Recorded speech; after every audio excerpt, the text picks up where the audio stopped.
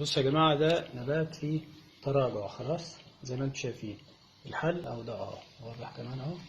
طيب ايه الحل بقى؟ صورها لكم اهو. الحل ان انا ادي مضاد عفان كل 3 شهور نباتات الداخلية. انا حطيت ايدي في القصية دي خلاص، وانا عندي شك ان هي مصابة بعفان الجذور.